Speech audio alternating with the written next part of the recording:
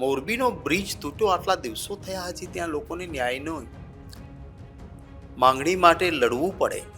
રાજકોટમાં પણ આજે એ જે પરિવારે નાના ભૂલકા કે પરિવારના સભ્ય ગુમાવ્યા, આજે ત્યાં હજી પણ પોતાની વાત સરકાર સાંભળે નહીં એવી સ્થિતિ હતી. નગરોમાં ગયા છીએ તો નગર એટલે શું? નળ ગટર ને રસ્તા સારા હોય એને નગર કહેવાય.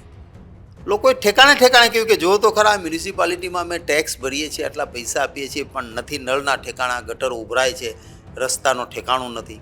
લોકોએ એવી સમસ્યા પણ આપી. વાઇબ્સ ઓફ ઇન્ડિયામાં હું છું જયરાજ અને આજે આપણી સાથે કોંગ્રેસ પ્રદેશ પ્રમુખ શક્તિસિંહ ગોહિલ છે અને ગુજરાતમાં અત્યારે ન્યાયયાત્રા ચાલી રહી છે એ બાબતે જ એમની સાથે આપણે વાતચીત કરવી છે.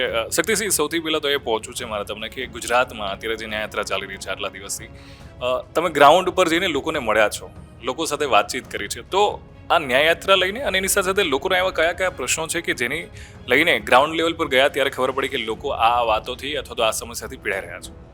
પહેલી વાત તો એ છે કે અમે ચર્ચા કરી કે લોકો આપણા સુધી પ્રશ્નો લઈને આવે એવું નહીં, આપણે લોક પ્રશ્નમાં લોકોની વચ્ચે જઈને લોકોની સમસ્યાને એક જવાબદાર રચનાત્મક વિરોધ પક્ષ તરીકે ઉઠાવીએ. એના ભાગરૂપે તમે જોયું છે, અતિવૃષ્ટિ થઈ તો માત્ર પ્રેસ કોન્ફરન્સ કે માંગણી કે નહીં, એ કરતાં પહેલાં અમારી ટીમને ત્યાં મોકલી આપી. ચાહે ઘેડ વિસ્તાર હોય, જુનાગઢનો વિસ્તાર હોય, દ્વારકા હોય, ખંભાળિયા હોય, મધ્ય ગુજરાત હોય કે દક્ષિણ ગુજરાતનું નવસારી, સોનગઢ કે વ્યારા, જ્યાં જ્યાં એવું થયું હતું ત્યાં લોકોને મોકલી આપી. જન સમસ્યાઓ માટે, ખેડૂતોના પ્રશ્નો માટે તો અમારી ટીમ ત્યાં ગઈ. મોરબીનો બ્રિજ તૂટ્યો, આટલા દિવસો થયા, હજી ત્યાં લોકોને ન્યાયનો માંગણી માટે લડવું પડે. રાજકોટમાં પણ આજે એ જે પરિવારે નાના ભૂલકા કે પરિવારના સભ્ય ગુમાવ્યા, આજે ત્યાં હજી પણ પોતાની વાત સરકાર સાંભળે નહીં એવી સ્થિતિ હતી. ત્યારે મોરબીથી જે ન્યાયયાત્રાની શરૂઆત અમારા લાલજીભાઈ દેસાઈ સેવાદળના રાષ્ટ્રીય અધ્યક્ષે એમણે કહ્યું અને એમની આગેવાનીમાં યાત્રા કાઢવાનો વિચાર કર્યો.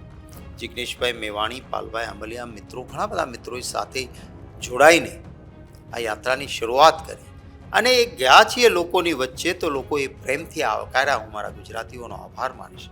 અને સમસ્યા સ્થાનિક પણ આપી, રાજ્ય લેવલની પણ કહી અને રાષ્ટ્રીય લેવલની પણ આવી છે. આ બધાનું સંકલન કરીને અમે એક જવાબદાર વિરોધ પક્ષ તરીકે લોકોની સમસ્યા છે એનો અવાજ ઉઠાવીશું. વિરોધ પક્ષ તરીકે આખી જે ન્યાયયાત્રા છે ને લોકોને મળ્યા, તો તમે એવી કઈ વસ્તુ ઓબ્ઝર્વ કરી ખાસ કરી? જો સમસ્યાઓ લોકોની છે ને એના અનેક પ્રકાર છે. નગરોમાં ગયા છીએ તો નગર એટલે શું?